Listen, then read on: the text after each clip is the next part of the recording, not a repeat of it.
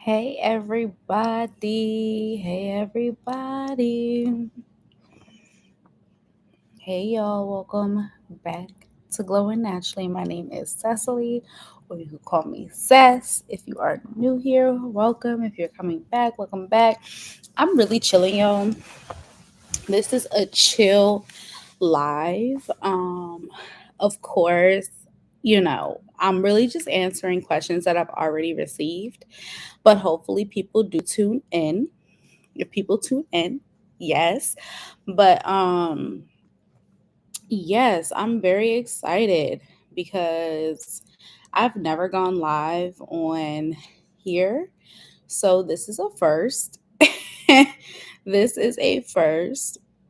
But go ahead, you guys, if you are actually just free watching this, please click that subscribe button. I've seen I have so many new subscribers, and that is wild to me. That is wild to me because, yeah, I don't know. I just felt like my channel had been stuck at like 1,000 for the longest time. And yeah, so I'm really just vibing right now.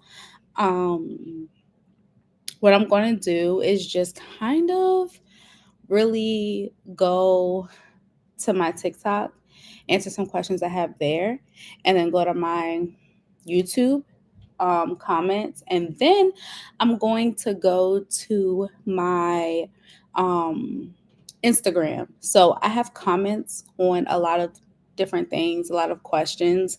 I have put up a box yesterday on my Instagram, and I'm going to go ahead and go to that and see what questions the people have for me. I'm so excited, you guys. So, okay, who's in here? Comment, please. I see there's one other person in here. I don't know who. I don't know. I haven't worked this before. Um, but yeah, okay. So, first things first. Hey y'all. My name is Cecily, or you could call me Cess. If you are new here, welcome. If you are coming back, welcome back. Thank you so much for deciding to journey with me in yet another video. I won't be too long. I'll probably be on here for like 20 minutes. Nothing too crazy. I'm trying to do 7 to at least 7:30. And this will probably be like every other week. I haven't decided the how often I'll go live for, but yes.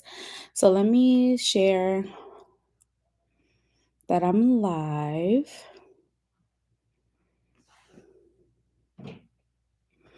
Your girl is live.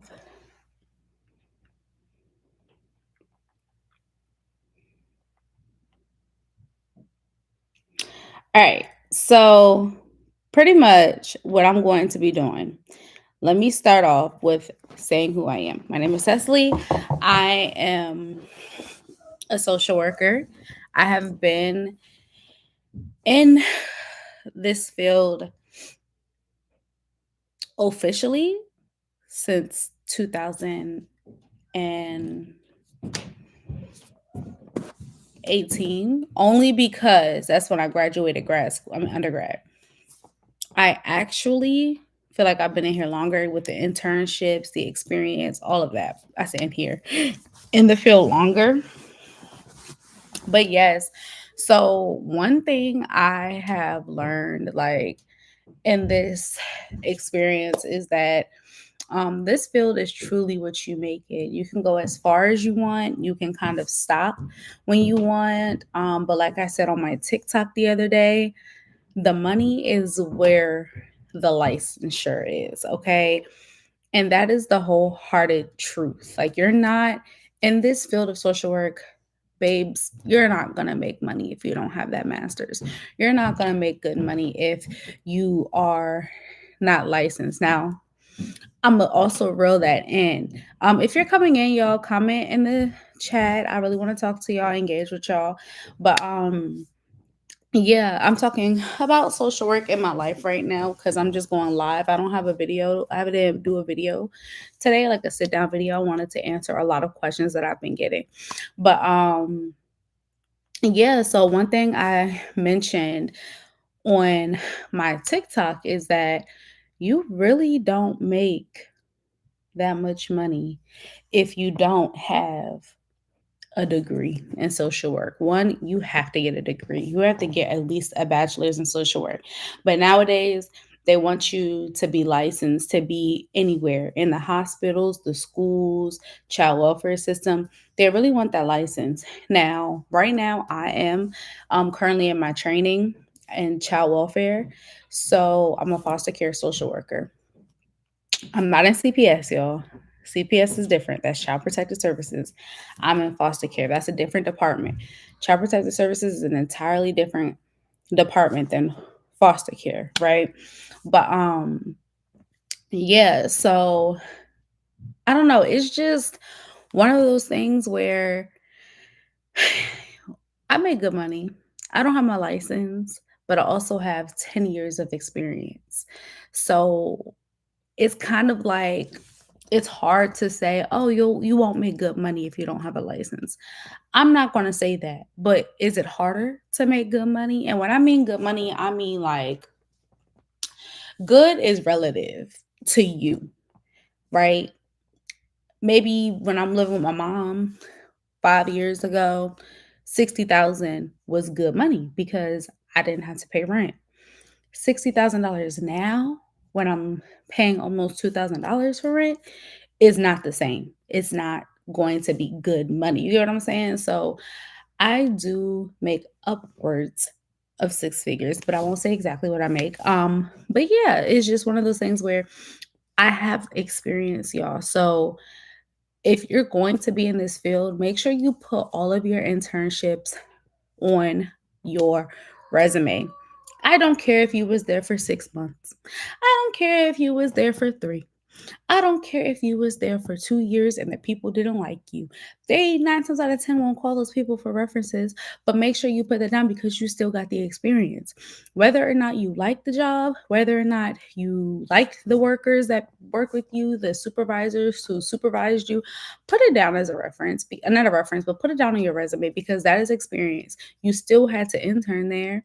You still had to you still had to pretty much work. But hmm, hmm. Okay. Hold on, let me see something. I feel like something just popped up. Oh, hey girl. How do you feel the field has changed recently compared to when you started? Honestly, I feel like it was more accepting to not have a license.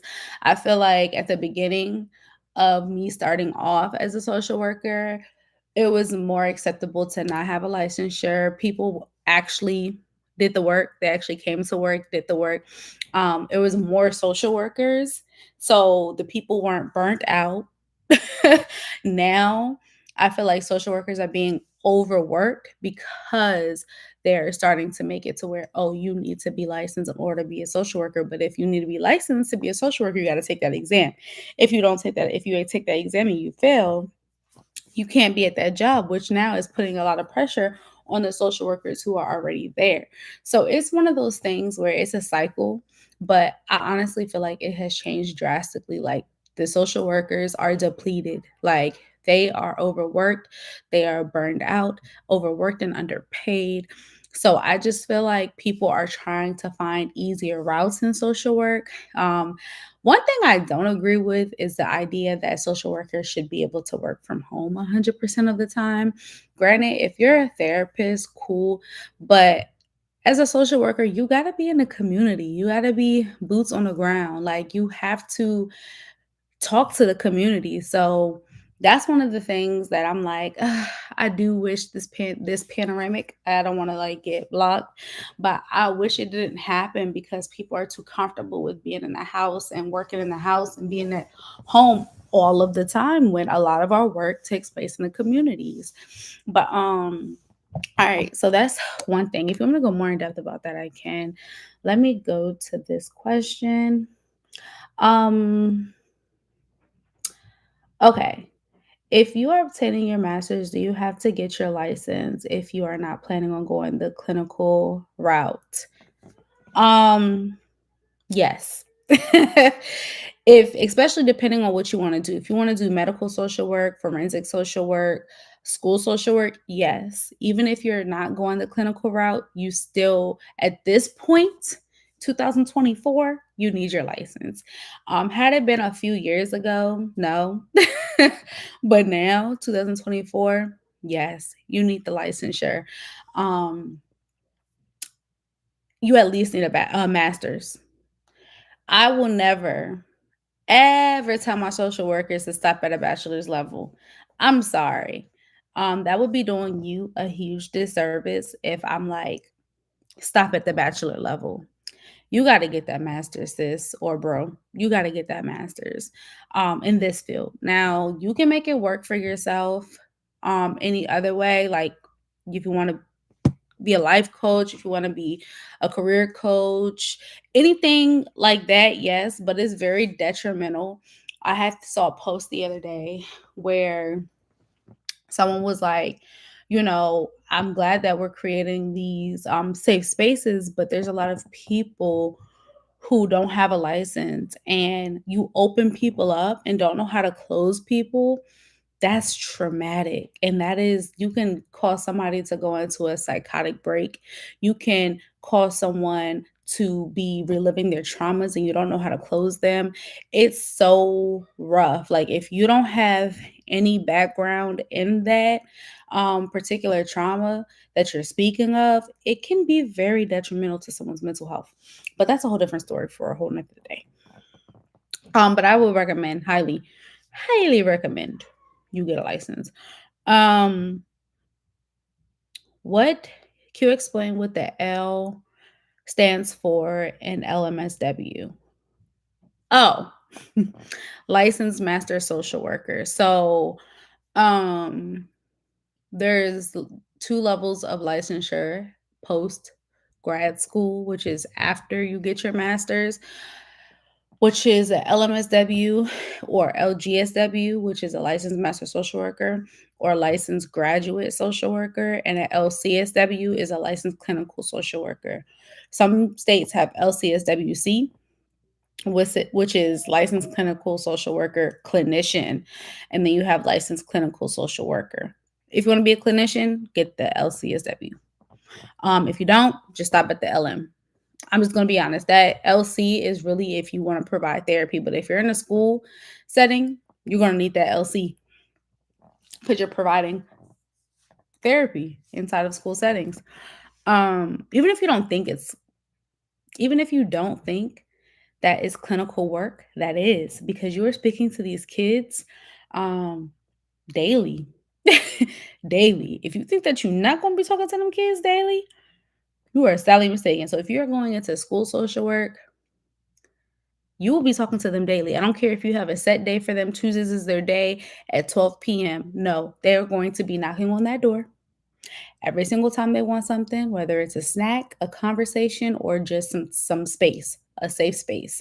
They're going to be knocking on that door every day. Um, let's see. Let's go to some other questions. How y'all feeling? How y'all feeling? How y'all feeling? I've never done a live, and I'm a person who chats a lot. So I'm trying not to like talk too much. um okay, so I got this comment. It's very long, but pretty much talk about my experience. What was your experience with your internship? Which one? So I've worked at a lot of different, not worked, I've interned at a lot of different placements. I was at, let's start undergrad. Undergrad, I worked at a transitional home for women um, who were no longer able to be in foster care, but were transitioning into adulthood, and they were mothers. So I worked with them for about a year and a half. I did like groups. I took them grocery shopping if they needed to. We talked about money management, the financial literacy. I don't even know how I was talking to people about financial literacy when I was using my refund money to anyway. So let me stop. But as a social worker, you use what you can to help other people. Even if it's your mistakes. Like if you learn from something, you use it to help someone. Hey, don't do what I did. It's not a good idea. Don't ever use your refund money for yourself. Put it back into the loan. Just put it back into the loan. Put it back into the loan. So you ain't gotta pay these daggone loans.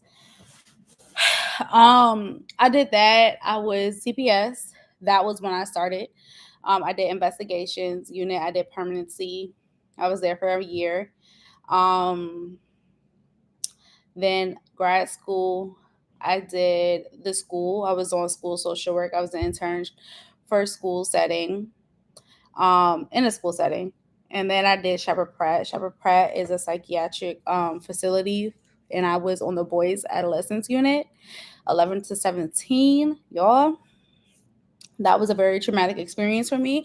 I got a concussion. I It was a lot, but I loved it because it showed me like where kids go when they ain't got nowhere else to go. And I honestly feel like that's like the last resort. But then I did power I was at Power Recovery. That was a um substance abuse treatment uh groups where I did with women. I was with the women. So I facilitated groups for women who were, recovering. That was a good okay, let's talk about that real quick. When you are in undergrad and grad school, they're going to ask you 1,000 times, what are your biases? Like, what are things that you feel like you just cannot do?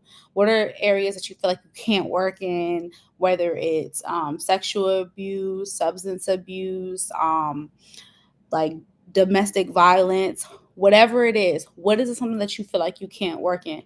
And I challenged myself. Substance abuse was mine. Just because family, all of that. And I felt like, do I really? I don't know if I could. That was my bias. That was my bias. Like I could not. I felt like I couldn't do it. Challenge myself. I challenged myself and I did it and I loved it. I learned a lot. I saw different perspectives of people who struggle with substance use. Like it was such a different outlook and it opened my eyes to a lot. And it actually gave me insight into my family members' lives and, things that they couldn't really talk about or I never talked about with them. But it just gave me insight to the life of a person who is addicted to drugs. And it is like we are all addicted to something. Everybody has a vice. You get what I'm saying? Whether it's alcohol, drugs, whether it's sex, candy, chocolate. Like everybody has an addiction at some point, and you might even know it's an addiction. Social media is an addiction. If you feel like you can't live without it, it's an addiction.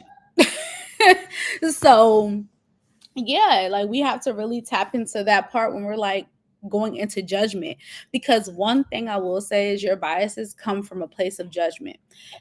Excuse me, is judgment bad? Not all the time, because it raises self-awareness. I feel like when you judge something, it's like, ooh, why am I judging this? And then you can go more into self. You can be like, you know what, self, why is this a problem for me? Why am I judging this so hard? Why do I think this way about this? Or what is it about me that's causing me to have this outlook on that? So I think I love that they did that paper. They made us do those papers because it really allows you to really think like, what is it in me that ain't right? A little bit right, ain't right?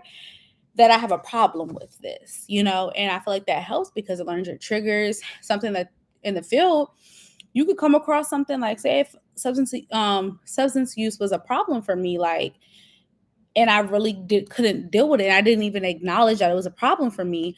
Not even a problem for me, but something that I just had a bias towards. And I was out in the field.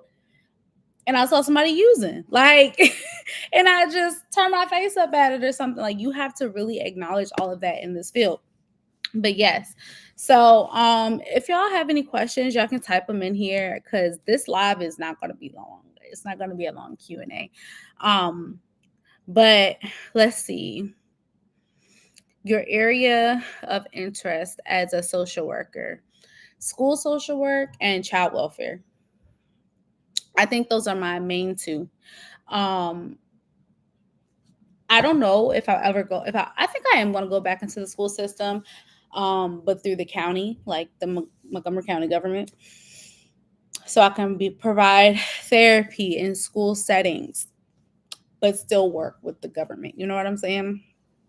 Something about being in a school setting, y'all, it did it for me. Like, I loved being able to see the kids every day. I love being able to talk to the kids every day.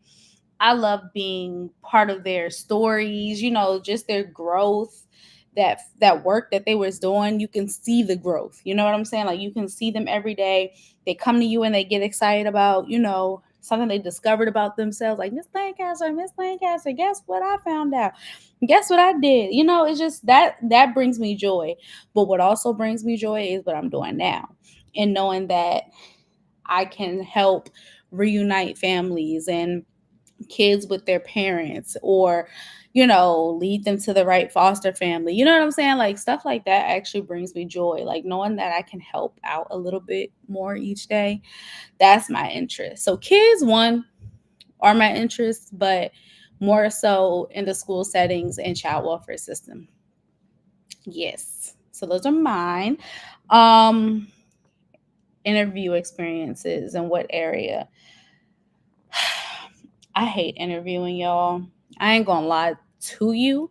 Interviewing is not my jam. I don't like it. However, once I studied my resume, sounds crazy, right? But I had to study my resume, because there were moments where I'm just like, I forgot what I did. I would highly recommend you always take a look, at least especially if you're job hunting, take a look at your resume and go back and be like, okay, how can I speak confidently about what I did while I was here? You get what I'm saying? Like, how can I articulate my thoughts about what I did here in a way that these people are going to want me to work with them? You get what I'm like? You are the prize. I want you to also know that, like, when you come into a space, know that you belong in that space, period. Like, you belong in that space, and they would be lucky to have you in that space. You get what I'm saying? Because of your experience, your personality, your qualities, your skills, everything. Like, you belong in that space. Okay. So that's one thing I brought confidence. Even sometimes when I felt like I ain't know nothing about whatever the job is that I was supposed to be doing. Listen, listen. I'm gonna act like I know, and I'm gonna speak it with confidence. Yep, I did this. But I can't even tell y'all, like, all my interviews that I've gotten for jobs that, like, all the interviews I've done for jobs that I really wanted, I got because of my confidence.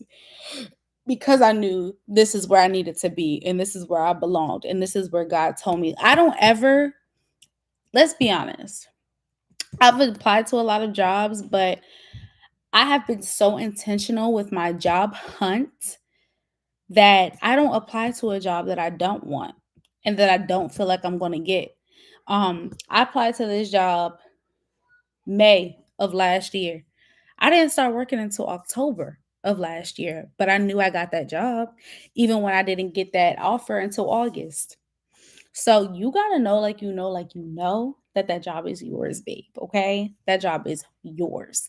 Um so what else? I'm going to answer two more questions, and then I'm going to just leave the questions for next Q&A, because it's a lot of questions and I talk a lot, and I'm realizing that I'm gonna make a video for next week. I'm gonna continue the Q&A, but I'm gonna have it a sit down video um to answer the questions more in depth too. So What have been your experiences working with other community groups and outreach? Hmm. Okay.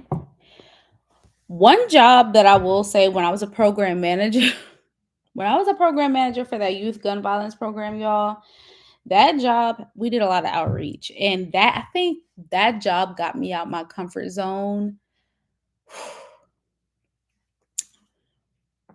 That job got me so far out my comfort zone because hi Angela, how you doing, girl?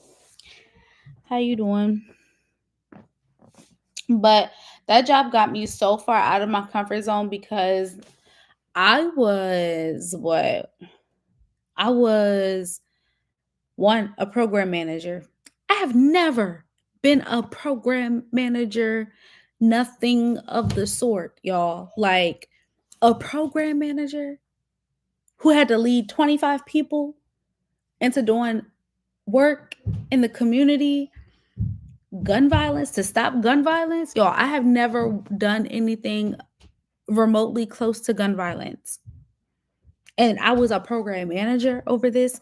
So I had to learn the role. I had to go out into the communities where they're shooting, by the way, at least a couple times a week in DC. So I had to go out into these communities, make myself known, make myself visible. Hey y'all, what is it that you feel like you need to be successful in this community? What do you feel like you can use more of in this community to, uplift the people in this community, to bring more positivity, awareness in this I was scared y'all. I ain't gonna lie. I was scared. I was only scared because I'm not from DC. I'm from Maryland. Not only am I not from DC and I'm from Maryland, I'm from Montgomery County. I'm not like from PG or anything. If you know, you know. But I'm from Montgomery County. So it was like me going into uncharted, for me, it was uncharted territory. And I'm like, okay, what area is this? Like, I didn't even know I knew some parts of DC, but I didn't know, I just knew growing up, DC was like DC, I don't know how to explain it. I don't know how to explain it, y'all. But if you know, you know. That was so uncomfortable for me. But it got me out of my comfort zone in a way that I knew. I was like, shoot, I'm the best program manager out here. But I had to do a lot of outreach. I had to go out into the community. I had to spread awareness about gun violence. I had to really connect with people in the community to see what it is that they needed. Not what we thought they needed, but what they felt like they needed. And I felt like being in that position really showed me different levels. Like, you can't be up here without the people who are outside. You know what I'm saying? All the time, on the boots on the ground running. You know what I'm saying? Like, you can't be, this organization would be nothing without these people. You know what I'm saying? Like, this organization would be nothing without these people. And I don't like going up and down. My hands just naturally did that. But side by side, like, they need to understand you need to work side by side. I don't care what level of leadership you feel like you're in, you're not above. You're not above, because the way God brought you here, he could take you out. Yeah. So, anyways, that job humbled me. Humbled me. But let's see. Do y'all have any questions? Because I'm about to get off here. It's been on here for 28 minutes. And I think I'm gonna try to promote this better for next week, just so I can try to have a little bit more people in here. But and so we can have some conversations in the comments too. Let me see.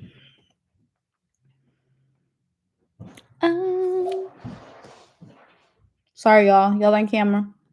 I'm gonna put this on my TikTok. So yeah. Um, but yeah, so I'm thinking I have so many I didn't realize I didn't realize I would have this many questions. I can't get to them all. What do y'all think I should do? Should I answer a couple more, or should I save it for a sit down video? Cause yeah. I should have went on live on I should have went on live on my locked YouTuber page too. Hold on, y'all.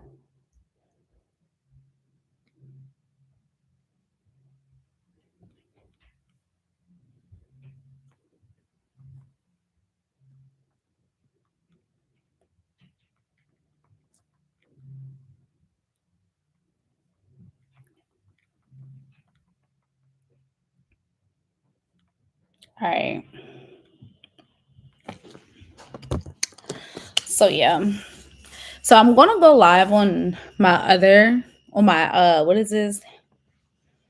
Instagram as well, just to see if anybody pops in. But y'all, like, thank y'all so much for deciding to journey with me. I appreciate y'all. This social work thing, I'm trying to be more consistent on my channels, on all my platforms. If you follow me, you know that like your girl been consistent lately. Okay, I've been consistent and I'm proud of myself. I'm so proud of myself. And you guys will be getting another day in the life on Tuesday because I'm going in the office on Monday. So I'm pretty excited to give y'all that. Because I'm actually it's gonna be so busy on Monday at work. It's gonna be so busy. Okay, I got you, girl. That's what I'm gonna do. I'm gonna save it for the sit down because I'm just chatting right now. I'm just chatting. I'm just chatting. So, all right, y'all. That's what I'm gonna do. I'm gonna go ahead and save it for the sit down next week. So tune in to that video. And yes, I really hope that you guys enjoyed this live. And if you're just now coming live onto my y'all, if y'all just now coming live on my Instagram, I'm live on YouTube right now as well. So I'm about to end that live, and if you guys want to, you can go check it out. I'm pretty excited. Thank y'all for joining. But all right, y'all. I'm gonna see y'all in my video next week, next Saturday. Please tune in to Social Work Saturdays every single Saturday. And yes, again, thank y'all so much for deciding to journey with me in yet another video. And I will see you in my next one. Peace. All right.